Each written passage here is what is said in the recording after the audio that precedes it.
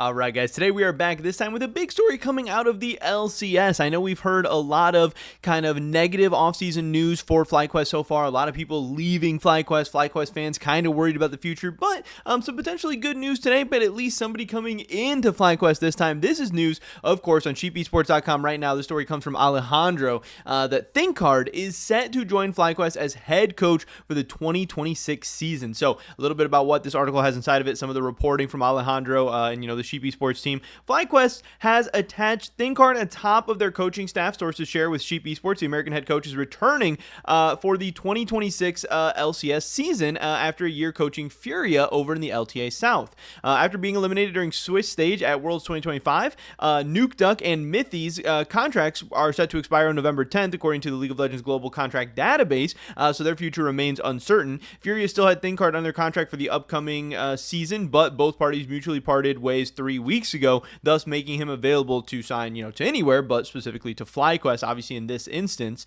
During his past tenure in the LCS, Thinkcard was able to deliver a championship and a Worlds quarterfinal appearance to NRG in 2023. This season, with a full roster of Brazilians, he won LTA South Split 2 and qualified for MSI, so a nice little, year for him down in the LTA South.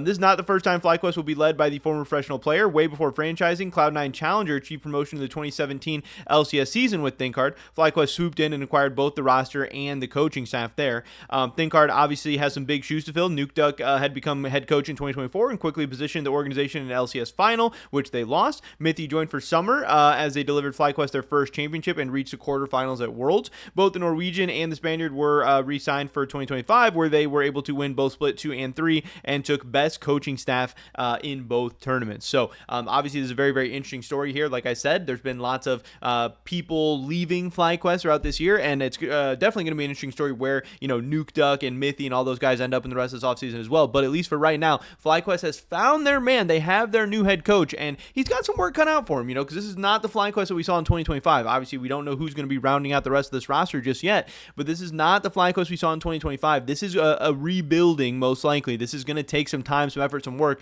so you really need to make sure you have the right person at the helm, trying to develop some new talent, trying to get your players back on board, and hopefully, try to regain things. But I know Papa Smithy's been saying that, hey, Flyquest will find a way to build back up once again, and it looks like they, at least think they found their guy who's going to be the head coach to lead them in that way. So Thinkcard set to join Flyquest as head coach for 2026.